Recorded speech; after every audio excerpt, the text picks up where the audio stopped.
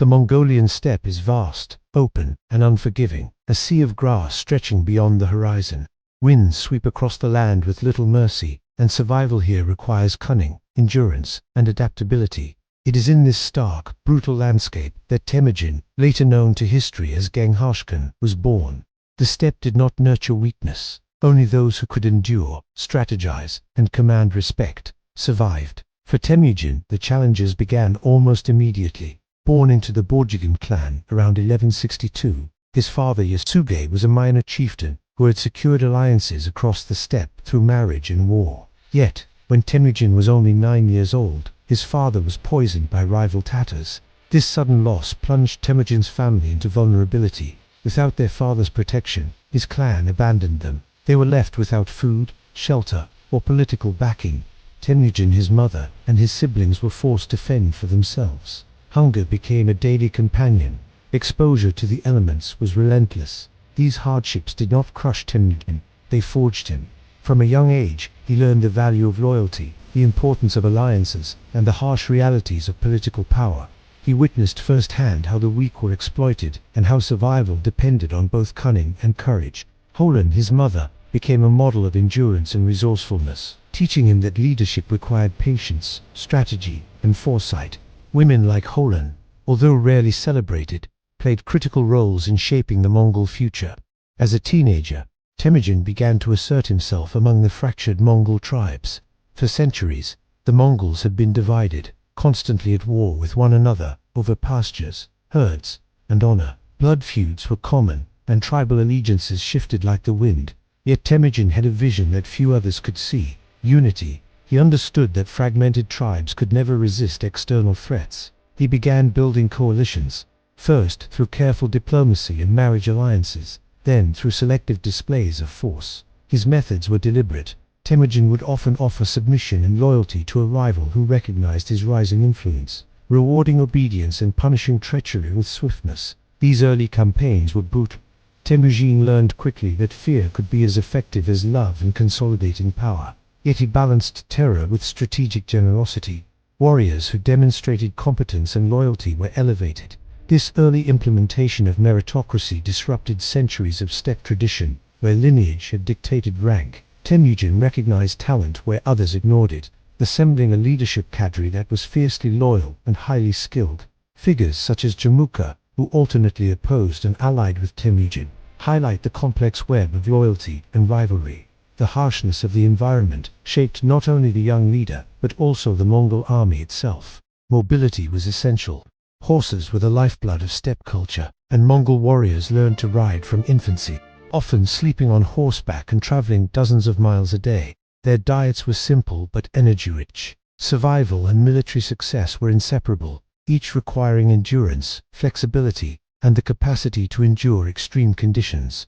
This intimate relationship with their environment created a culture of resilience and resourcefulness that Temujin harnessed. By his early 20s, Temujin had begun to consolidate significant power across the Mongol plateau. His vision of a united Mongol nation was more than ambition. It was a calculated strategy for survival and dominance. He instituted a system of loyalty and rewards that would later define Mongol governance. Those who proved themselves were elevated, while betrayal was met with uncompromising force.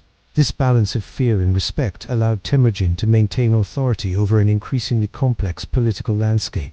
Yet, the rise of Temujin was not solely a story of conquest, it was a story of adaptation. He studied his enemies, adopting tactics and technologies that could enhance his campaigns. Siege, warfare, administrative techniques, and strategic communication were incorporated from other cultures. This pragmatism reflected his understanding that rigid adherence to tradition was a liability in a world of constant flux. The Mongol leader was ruthless but intelligent, calculating every move with the awareness that the steppe could turn against him. Women's roles during this period were often overlooked, but they were integral. From managing domestic affairs to negotiating diplomatic alliances while men were on campaign, women maintained stability. Figures like Holan and Bort, Temujin's first wife, exemplify the influence women exerted. They were not passive observers. Their actions directly affected Temujin's ability to govern and expand. The turning point came when Temujin formally declared himself Genghis Khan, universal ruler. This title was not merely symbolic. It represented the culmination of decades of strategic unification, alliance building, and ruthless military action. He had transformed the Mongols from fragmented, warring clans into a disciplined, cohesive force capable of projecting power. He had demonstrated that leadership was not inherited by blood alone, but earned through vision, strategy, and results. In these early years, the foundations of what would become the Mongol Empire were laid. Loyalty, meritocracy, adaptability, strategic fear, and the careful integration of women's influence all combined to create a society prepared for expansion. It was a society that would change the course of history, connecting civilizations and cultures across continents. Even at this stage, the implications of Genghis Khan's leadership were evident. The Mongols' ability to unify, organize, and adapt would later allow them to conquer vast empires, influence trade routes, and facilitate exchanges of knowledge, technology, and culture. The brutal lessons of the steppe had created a leader capable of reshaping the world. But these achievements came with moral and human costs, the seeds of both admiration and controversy. By examining this early phase, we understand not only the man but the environment that forged him. The steppe demanded toughness, intelligence, and vision. Temujin absorbed these demands, turning them into a blueprint for leadership. He emerged from poverty, chaos, and betrayal not just as a survivor but as a visionary leader. The story of his early life is a testament to the harsh realities of history and the extraordinary capacities of human ambition. Once Temujin ascended as Genghis Khan, the stage was set for a transformation that would astonish the medieval world. The Mongol tribes, once divided by centuries of internecine feuds, now moved as a single, disciplined force. But unity alone was not enough. The Mongols would need innovative strategies, meticulous planning, and an unmatched understanding of their enemies. To expand beyond the steppe, this is where the Mongol military machine began to take shape, a combination of mobility, intelligence, psychological warfare, and ruthless efficiency. The Mongol army was unlike anything the world had seen. Every warrior was a horseman, capable of covering tremendous distances. A mounted archer could shoot accurately while riding at full speed, enabling the Mongols to strike with astonishing precision, and then disappear before counterattacks could be organized. Genghis Khan understood that speed and mobility were force multipliers. Traditional armies, encumbered by infantry and heavy equipment, were often unable to match the Mongols' relentless pace. This allowed them to wage wars across vast terrains, from the frozen plains of Siberia to the deserts of Central Asia, achieving victories that seemed impossible to contemporaries. Central to Mongol strategy was intelligence. Genghis Khan created an extensive network of spies, scouts, and informants. Before any major campaign, Mongol agents would infiltrate enemy territories, gathering detailed information about troop numbers, terrain, fortifications, and even the morale of defenders. No movement was taken lightly, no city attacked blindly. Every operation was preceded by careful reconnaissance. This emphasis on information gave the Mongols a decisive edge. Unlike many of their adversaries, they rarely fought in ignorance, a factor that transformed even smaller Mongol forces into formidable opponents. Psychological warfare was another tool that Genghis Khan wielded masterfully. Stories of Mongol ferocity spread faster than their armies. Cities that resisted often faced complete annihilation, with entire populations executed or enslaved. These acts, horrifying as they were, served a strategic purpose. Fear itself became a weapon. Reports of massacres would precede the Mongols' arrival, prompting some cities to surrender without a fight. The efficiency of terror allowed the Mongols to achieve objectives with minimal bloodshed among their own ranks. Yet, the cost to civilians was immeasurable, a fact often overlooked in narratives that glorify Mongol conquest. The Mongols were also innovators in siege warfare. Initially, steppe warriors, their military culture emphasized mobility over fortification. But Genghis Khan recognized the importance of taking walled cities, which controlled trade routes, population centers, and strategic locations. They incorporated engineers and siege experts from conquered peoples, particularly the Chinese and Persians. Catapults, trebuchets, and other advanced siege machinery were deployed with precision. Mongol armies combined traditional cavalry tactics with these new technologies, creating hybrid forces that could overcome both open-field armies and fortified settlements. One of the most significant campaigns was against the Khwarezmian Empire, a vast Persian state stretching from modern-day Iran to Central Asia. The conflict began over a seemingly minor diplomatic incident. The governor of Otrar seized a Mongol trade caravan. Genghis Khan responded not with negotiation alone, but with overwhelming force. The Mongols mobilized thousands of warriors, advancing swiftly across deserts and mountains. Cities were besieged and conquered with terrifying efficiency. Samarkand and Bukhara, centers of culture, trade, and learning, fell under Mongol rule. Contemporary accounts describe the destruction as total: walls razed, populations massacred, and entire regions depopulated. The campaign demonstrated both the strategic brilliance and the horrifying cruelty of Mongol warfare. Despite the devastation, the Mongols were pragmatic rulers. They often incorporated conquered peoples into their administration, using local knowledge to maintain control and collect tribute. Artisans, engineers, and scholars were relocated across the empire. Spreading technologies and ideas, Genghis Khan valued skill and knowledge over ethnicity. Anyone who could contribute to the empire's strength was given a role. This approach allowed the Mongols not just to conquer but to stabilize and govern territories far beyond their initial reach. Mongol naval campaigns also emerged as part of expansionist ambitions. Although the Mongols were primarily a land power, they recognized the importance of controlling trade routes and projecting power across bodies of water.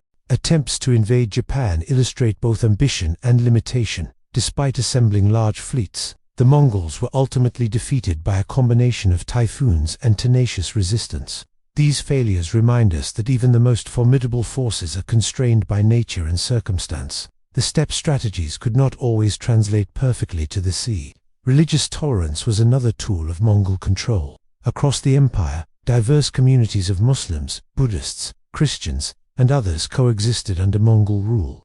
Temples, mosques, and churches were generally respected, provided the communities recognized Mongol authority and paid taxes. This tolerance reduced internal friction and allowed the Mongols to maintain control over culturally and religiously diverse populations. It also fostered the exchange of ideas and knowledge across Eurasia, laying the groundwork for long-term cultural synthesis. Logistics underpinned every campaign.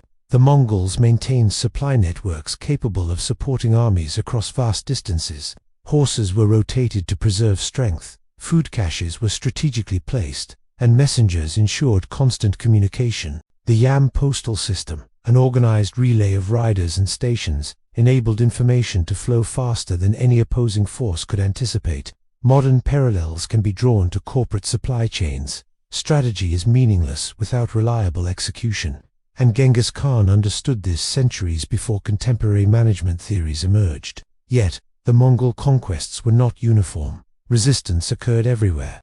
The Mamluks of Egypt defeated a Mongol army at Anjalut, and the Vietnamese repelled multiple invasions. Even within the empire, dissent and rebellion required suppression. These instances demonstrate that conquest required not just skill, but constant adaptation, negotiation, and sometimes brute force. Mongol dominance was never guaranteed. It was earned and maintained through continuous effort.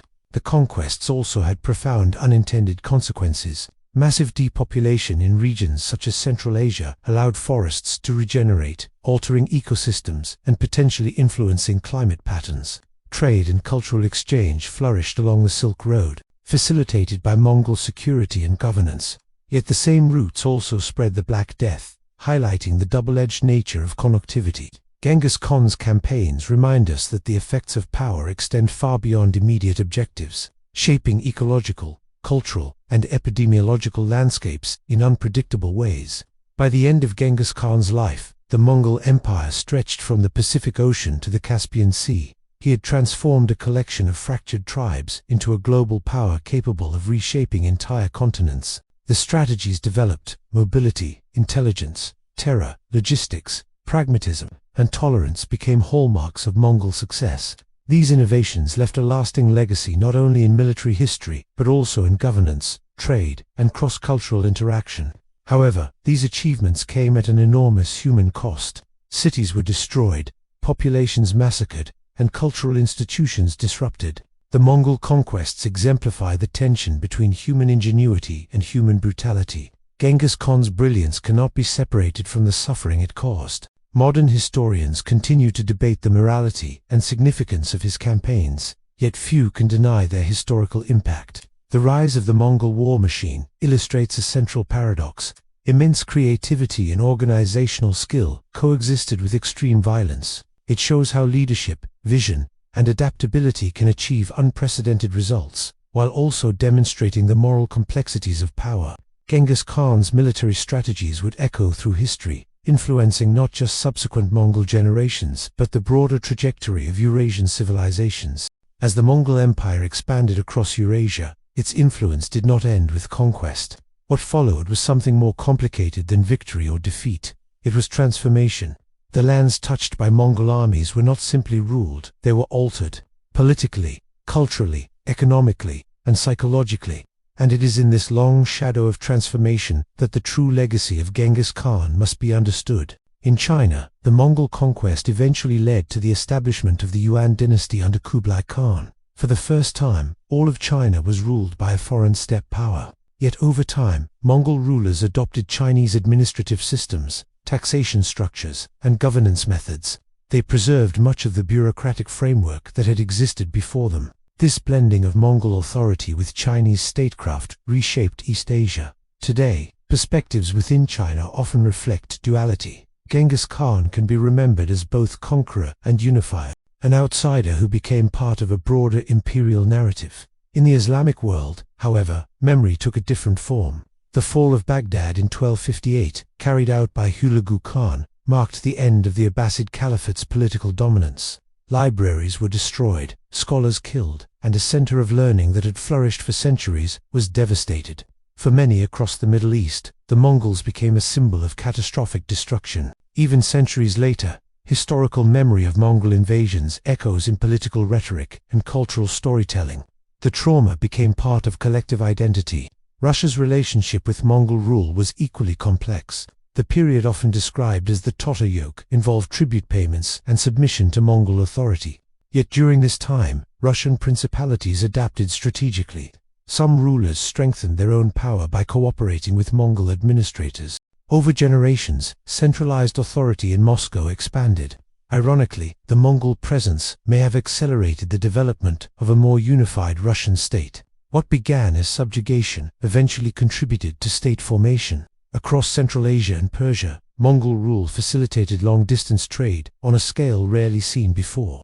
The Silk Road thrived under Mongol protection. Merchants could travel vast distances with relative security. Ideas moved alongside goods, technologies, religious philosophies, artistic styles, and scientific knowledge crossed borders. Chinese innovations reached the Middle East and Europe. Persian scholarship influenced East Asia. Europe gained exposure to distant civilizations in ways that would later inspire exploration. But connection carried consequences. The same trade routes that transported silk and spices also carried disease. The Black Death spread across continents in the 14th century, devastating populations from China to Europe. Global integration, even in the medieval world, brought both prosperity and vulnerability. The Mongol Empire demonstrated how interconnected systems amplify both opportunity and risk, a lesson that feels strikingly modern.